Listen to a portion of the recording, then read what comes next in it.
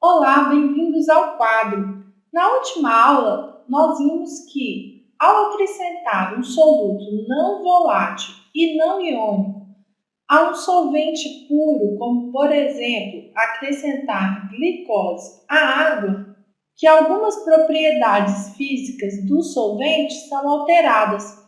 Eu vou representar aqui novamente o diagrama de fases da água.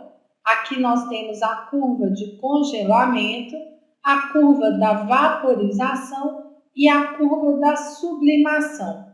Nós vimos que ao acrescentar glicose à água, que a curva de congelamento sofre um abaixamento, assim como a curva da vaporização. E nós vimos na aula anterior que esse abaixamento das curvas representa três efeitos diferentes. O efeito tonoscópico, que é o abaixamento da pressão máxima de vapor, o efeito ebulioscópico, que é o aumento da temperatura de ebulição, e o efeito crioscópico, que é o abaixamento da temperatura de fusão. Todos estes efeitos provocados pela adição de um soluto não volátil e não iônico em um solvente puro. Estes efeitos são os chamados efeitos coligativos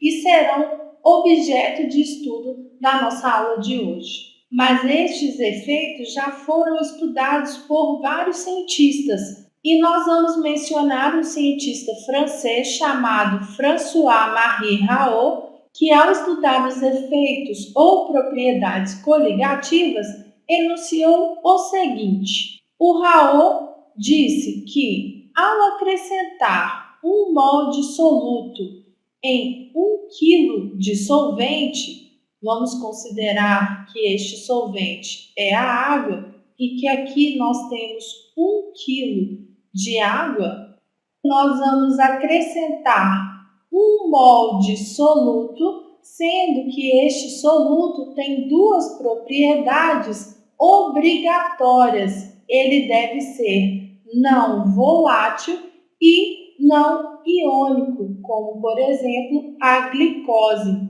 O Raoult enunciou que sempre que nós acrescentarmos 1 mol de soluto não volátil e não iônico em 1 kg de solvente puro, serão observados sempre os mesmos efeitos tonoscópico ou ebulioscópico ou crioscópico. Este enunciado ficou conhecido como Lei de Raoult, que é o nome do cientista.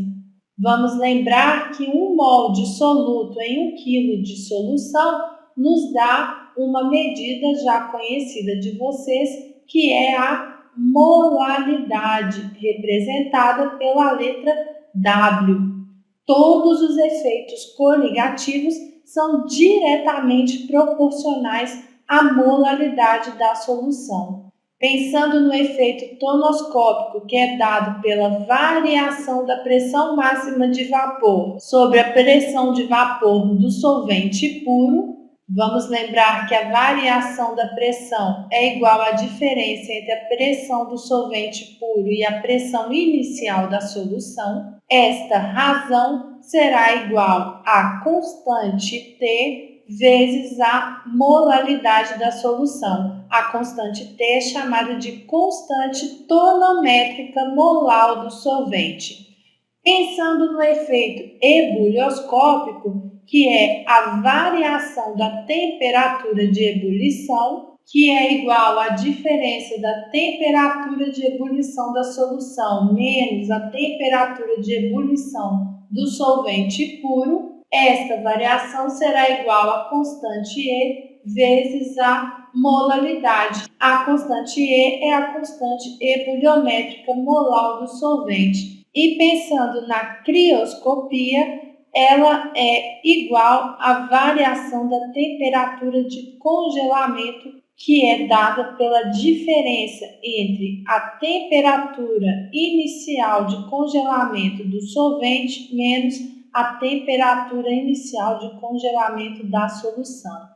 Essa variação é igual à constante criométrica do solvente vezes a molaridade da solução. Vamos lembrar que a molaridade é igual a 1000 vezes a massa do soluto sobre a massa molar do soluto vezes a massa do solvente. E em qualquer uma dessas equações em amarelo, a molaridade pode ser substituída por esta equação. Se a molaridade for igual a 1 para todos os efeitos, o valor do efeito coligativo será igual à própria constante. Então, podemos dizer que a constante é o efeito coligativo de uma solução 1 molar, mas é possível determinar cada uma das constantes.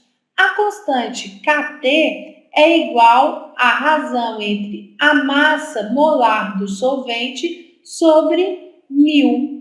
Já a constante Ke, que é a constante ebuliométrica, é igual a R, que é a constante universal dos gases perfeitos, vezes T0 elevado ao quadrado. T é a temperatura absoluta de ebulição do solvente puro, dado em Kelvin, sobre 1000 vezes LV. LV é o calor latente de vaporização do solvente puro, dado em calorias por grama.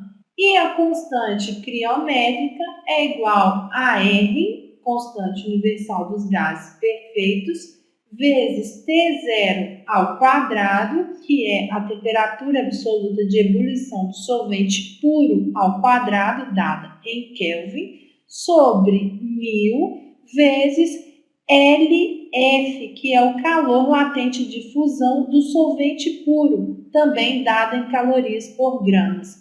Na próxima aula, nós veremos uma aplicação direta da lei de Raul. Fiquem conosco e continuem estudando.